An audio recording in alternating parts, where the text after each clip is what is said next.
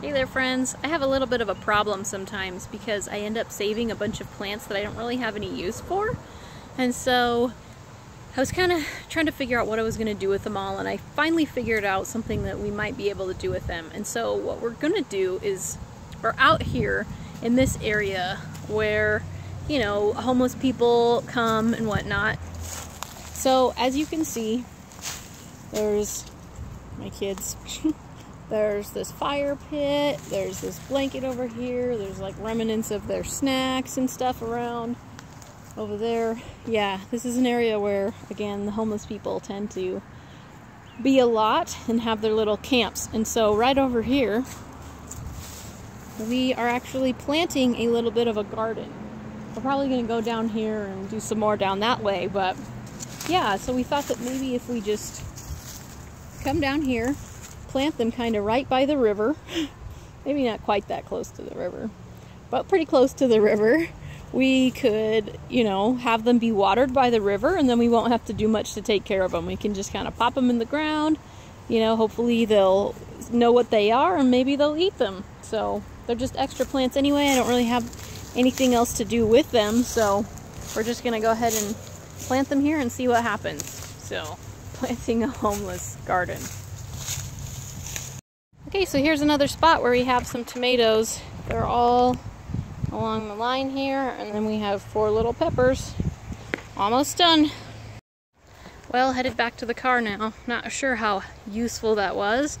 I guess we'll see. We'll come back and check on it and then see how it went. But we planted 8 tomatoes, 6 pepper plants, and I think 5 cantaloupes. That's just what we had leftovers of. Again, I kind of feel bad for it being leftovers of the leftovers, but oh well, I didn't think of it sooner. So anyway, if you have any leftover plants, give it a shot and see how it works for you, and then let me know. Hey guys, check out this grass. So you saw it last time when I was talking about the day labor, but check this out now. I think that seed starting blanket works pretty good. Yeah, like there's very few weeds, maybe just a couple right over here, and then the rest is all pretty good looking grass. I don't know. If anyone has some seed starting to do and you can't afford sod, I think this is a pretty good alternative. Anyway, look at these shirts at Walmart. They are $1.68. What?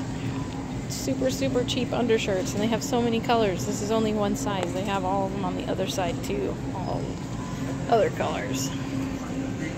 All of these. Well friends, check this out. So, as you can see, this tree has some clear insect damage. If you look inside there, it's all black. Some really nasty bugs in there. Anyway, well, look at these other bugs we got going on here. I call these alligator bugs. That's not what they really are. But instead of spraying this tree to make these bugs go away, nature has already provided the solution.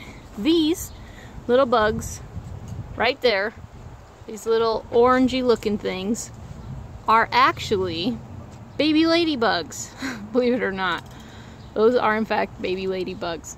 So they are coming to eat up all these nasty bugs. They're going to lay their eggs. Oh, see, look at them. See them in there? Ooh, eating the bugs. They're going to eat up all these nasty bugs and make them go away. Lay their own eggs so that their kids, their little babies, can eat more of them, and the problem will be going away shortly. So there's tons of those ladybugs to eat up all these nasty bugs, and I won't have to worry about it whatsoever. So just so you know, in case you see these and you're wondering what they are, or if you're thinking about spraying because you see some clear insect damage on any of your trees, you know you probably don't need to, because these ladybugs, these baby ladybugs, are eating them all up. Having some fun playing down here by the lake, wading in the water. Look at what these people over here did. They put up a big old slack line across from one tree to the other side. So they've been having fun walking across, and when they fall, splashing in the water. That's a pretty good idea. That would be so fun. Well, wading has turned into swimming with our clothes on. And this lady over here came over and was like, "Ooh, that looks so fun, so inviting." So she's taking it up too. Oh. Okay, so it's been 2 weeks since I showed the video where I showed my plants and how I planted them all. I think it was in the video for succession planting? No, interplanting. I can't remember. But one of my videos on gardening week I did 2 weeks ago, I showed my garden that I had planted. Well, anyway, here's a quick update on what that looks like now. So here we have some plants that I put in here recently. These are some garden boxes I moved. So these are some brand new garden boxes, just put them in. Got some winter squash planted back there with the tripod trellis. Got some lettuce planted in here. I don't know that there's much rhyme or reason to it, but we also have some chives and some buckets right there. Just some extra buckets I had, some extra chives I didn't know what to do with, so that's how those ended up in there. Here over here we have the tomato plants. As you can see, they've grown quite a bit, and they are not only flowering, but they are also setting fruit. So here we have some little itty bitty, hopefully you can see that, little itty bitty fruits starting on those, and they are definitely growing pretty quickly. Moving along, here we have the bean bed, which is now flowering, as you can see. Got all those marigolds flowering. And, of course, these are also flowering. Let's see if you can see that. And then, of course, there's lots and lots of flower buds as well. So, yeah, those are coming right along. And then the basils, which I planted in between, those are pretty well ready to harvest some from. I like to pinch off the tops because instead of the plant growing really big and tall, it'll keep sending out side shoots like these little suckers will grow to be really big. So if you pinch off the tops, the plants will grow up to be really bushy. So yeah, that's the approach I like to take with those. Let's see. Oh, the bean bed back there, I need to weed it. That's why I have my weeding stool there. The summer squashes here, and again more marigolds that are growing. And then the cucumber bed.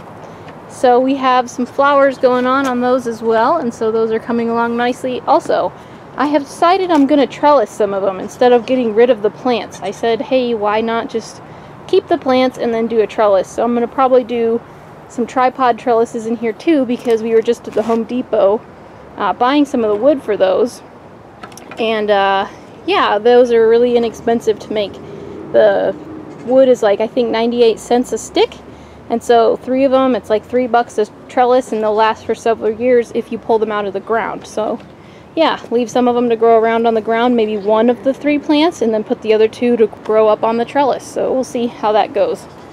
So there you go, quick update on how the garden is going in just 2 weeks.